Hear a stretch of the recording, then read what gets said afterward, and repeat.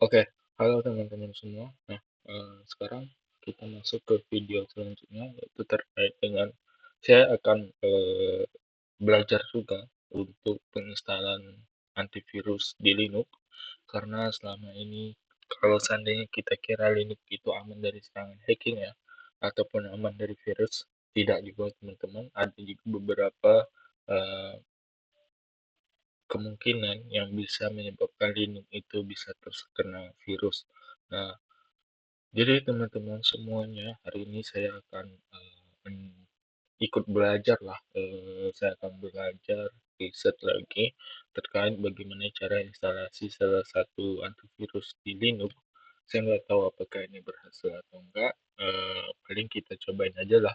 Teman-teman, kalau seandainya nggak berhasil, saya akan tetap post video ini. Tapi kalau seandainya berhasil, eh, ya udah gitu. Ini semoga bisa bermanfaat juga buat teman-teman untuk menerapkannya di Linux teman-teman yang ada. Oke, sekarang kita jalankan langsung di terminalnya ya teman-teman. Kalau saya itu biasanya langsung pakai mode super user saja. Oke,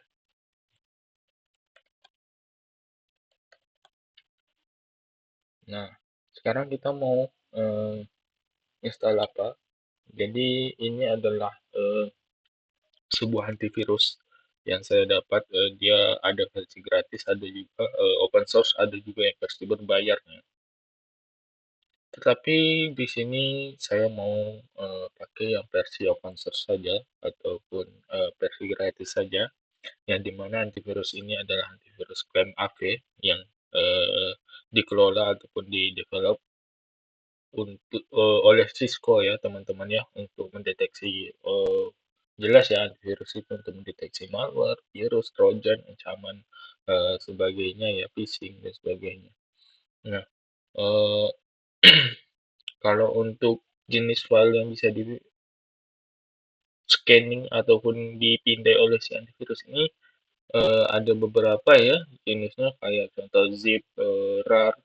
Nah itu kan biasanya kita sering ya dapat download tools ataupun download aplikasi dari internet, terus kita ekstrak di Linux kita. Itu kan kita nggak tahu ya apakah file tersebut aman atau enggak gitu. Kita pakai share ataupun bahkan kita kasih akses gitu kan. Nah, itu yang berbahaya, teman-teman. Oke, tanpa berlama-lama, ayo kita mulai instalasinya. Pertama itu yang jelas, teman-teman, seperti biasa ketika menginstal di Linux, kita harus mengupdate terlebih dahulu. Kalau perlu mengupgrade sekalian ya, teman-teman, baru kita install tool tersebut. Karena kenapa? Biar repository ataupun page yang ada di Linux tersebut terupdate terlebih dahulu, sehingga dia bisa nantinya mengurangi ataupun eh, menghilangkan dampak vulnerability yang ada di Linux tersebut. Dan juga ketika kita menggunakan patch ataupun sudah diupdate, patching terupdate ataupun sudah menggunakan apa namanya, library terupdate, itu lebih enak teman-teman, lebih aman, lebih smooth, dan juga ya tidak semua sih patching atau library terbaru itu semua, tetapi kan kalau teman-teman bisa berpikir secara logika ya, sesuatu yang baru itu tentu lebih baik daripada sesuatu yang sebelumnya, gitu sih kalau pola berpikir logika sederhananya. Oke, kita tunggu ya teman-teman, update-nya kelar.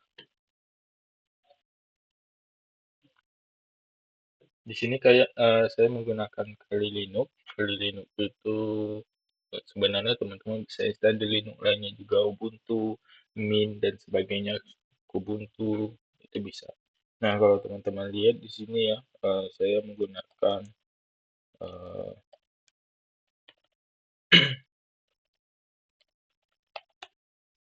nah, di sini saya menggunakan Linux versi 2024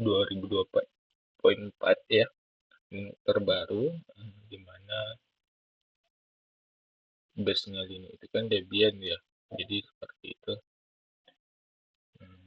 Jadi saya menggunakan Linux versi 2024 versi 4 ya. sorry 2024. Oke, sekarang update-nya sudah kelar. Saatnya kita lakukan instalasi dengan cara sudo teman-teman kelihatan nggak terlalu kecil kali ya. Oke, saya bakalan gedekan ini.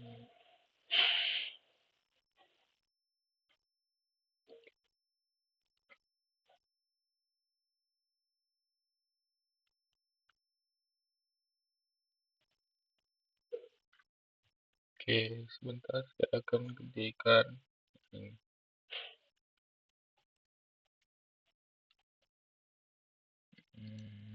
Apakah sudah kelihatan teman-teman?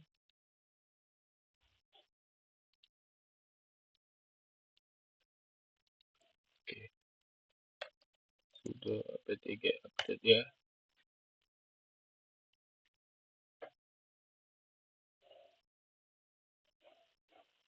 Oke, sudah berhasil di update. Sekarang kita install si kali linknya. Sorry, si antivirusnya. Apt. Harusnya kalau teman-teman sudah menggunakan super user itu nggak perlu ya, kecuali kalau teman-teman masih user biasa itu baru pakai sudo. Tapi kalau seandainya teman-teman sudah pakai super user atau tanda pagar seperti ini, itu tidak perlu pakai sudo lagi di awalnya. Sudo apt3 update, sudo apt3 install itu nggak perlu.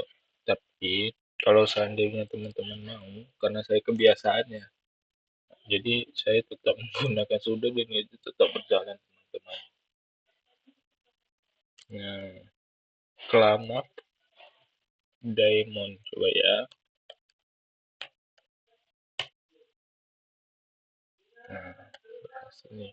Nah, teman-teman kalau seandainya teman-teman nggak mau pakai dia ada continue di sini, teman-teman pada saat melakukan komen ini gitu kan, apt install Clamav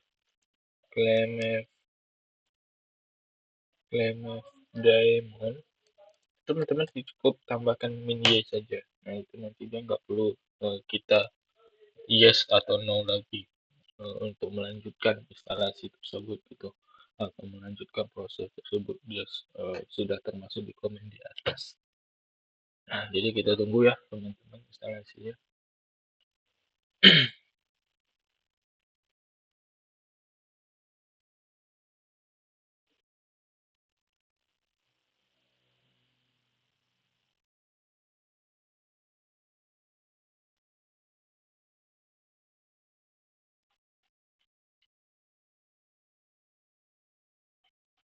Oke, di sini kelihatannya memori sama harddisknya tinggi ya. Nah, ini kalau saya tambahin tab baru bisa berat nih teman-teman, karena saya cukup banyak buka tab ke memori saya cuma 8 GB. Oke, sudah berhasil. Sekarang kita sudah pasang ataupun kita sudah install Clamav ini. Sekarang apa, teman-teman? Sebelum kita gunakan, kita harus mengupdate database virus tersebut. Supaya apa? Supaya database virus tersebut bisa mengenali virus-virus terbaru, karena hacker itu sendiri seringnya dia terus update, terus membuat virus malware dan sebagainya. Nah, kita perlu mengupdate database virus tersebut supaya dia bisa mengenali, supaya si antivirus ini, Clamav Dev ini, Clamav ini, si antivirus bisa mengenali virus-virus terbaru yang untuk versi-versi terbaru yang terakhir. Ya, caranya itu cukup facecam.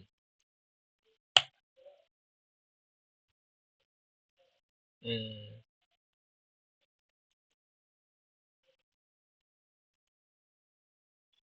Oke, di sini ada file claim log temporary. Oke, teman-teman. Di sini kita sama-sama software. Saya juga akan coba untuk solve error ini. Ini baru instalasi.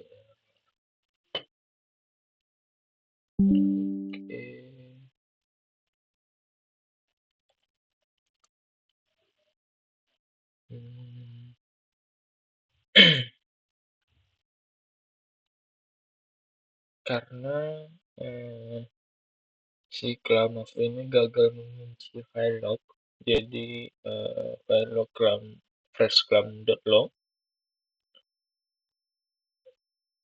Kenapa? Karena izin terkadang ya ada beberapa perihal permasalahan. Pertama itu karena ada bentrok dari file tersebut atau enclosure, atau yang kedua itu adalah karena izin ataupun file dari folder tersebut tidak sesuai untuk kita gunakan. Nah, sekarang kita coba dulu, kita lihat apakah ada yang menggunakan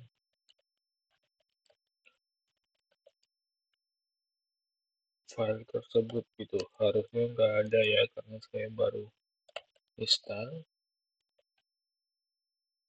Nah, di sini ada root, ternyata ada ya. Oke, coba kita kill dulu ya teman-teman.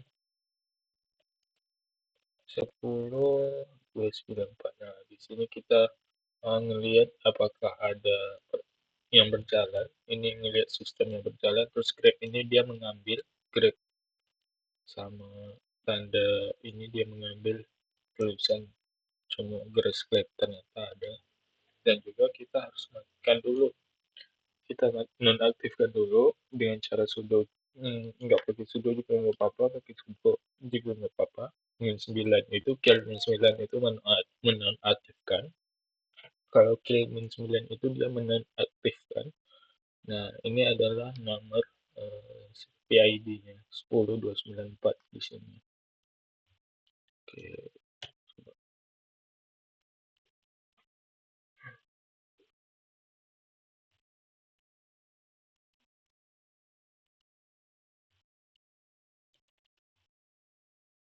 Hmm, 2304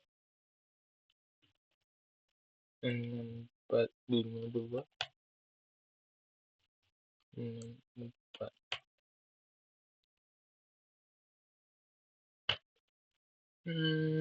Kenapa dia tidak mau?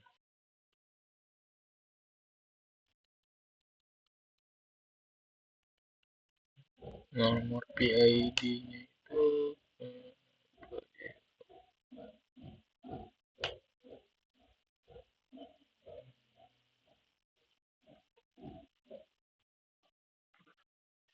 oke.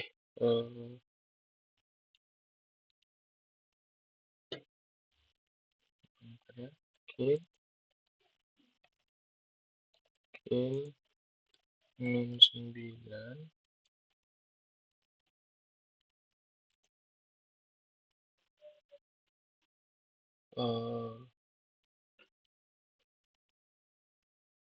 Kita cari yang namanya kelam.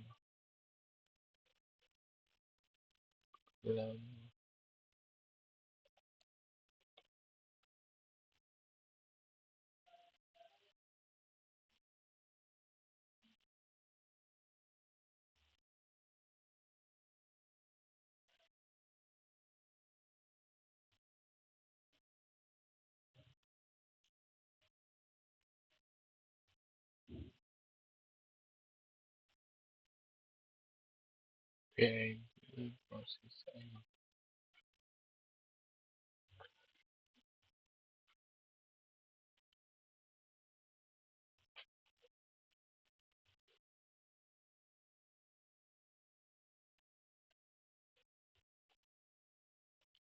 Ntar PS all grep grep oh, salah, fresh clean. Kita harus fresh clean, bukan lama teman-teman. Sudo kill min 9, di sini ada fresh clean 12.550.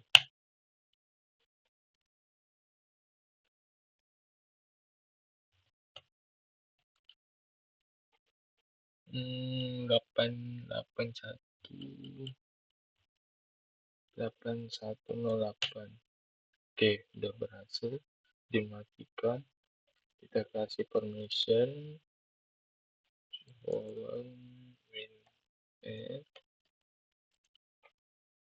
Klamaf, Klamaf, var, log. Nah, ini dia memberikan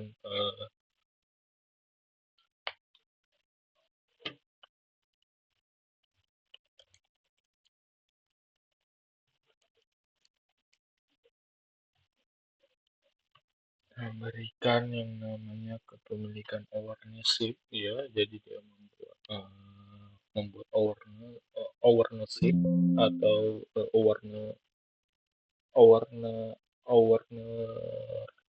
ownership. Nah, ownership ini adalah kepemilikan. Ownership, jadi dia mengubah dari kepemilikan root menjadi Klamaf ya, dengan user Klamaf. Jadi ownership-nya itu diganti. Ownership-nya itu diganti ya, teman-teman. Ownership-nya. Oke. Sekarang kita lanjut lagi, masuk ke boiler file, terus Klamaf. Terus kita kasih permissionnya itu 755 cmod in 755 var log nama.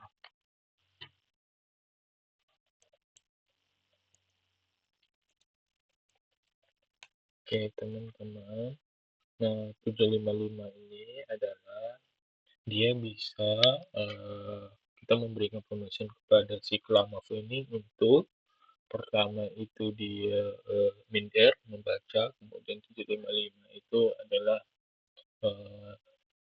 file pengeluaran dalam format oktal ya. Jadi dia bisa pertama itu si user, terus group, dan juga orang lain itu bisa membaca, menulis, dan juga mengeksekusi si file tersebut. Nah, itu bagi si user 7 ya. Terus kalau 5 itu bagi si grup itu cuma bisa membaca dan mengeksekusi saja. Grup itu siapa? Ownership tadi, Klamaf. Kemudian untuk yang lain, si user lain itu tidak bisa. Dia hanya bisa membaca dan mengeksekusi, dia tidak bisa mengupdate ataupun menulis. Oke, sekarang kita kasih dia permission ya. Oke, kalau seperti ini itu udah berhasil. Lalu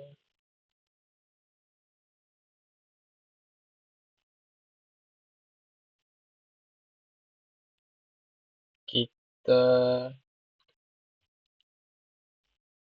coba jalanin lagi si flash clubnya. Sudah berjalan ya teman-teman ya. Di sini dapat kita lihat jam 10.23 2024 itu sudah berjalan. Tapi di sini namanya Rayman sama Sigmar. Nah, kalau seandainya itu kita perlu ganti sih, kita perlu ganti ownership-nya.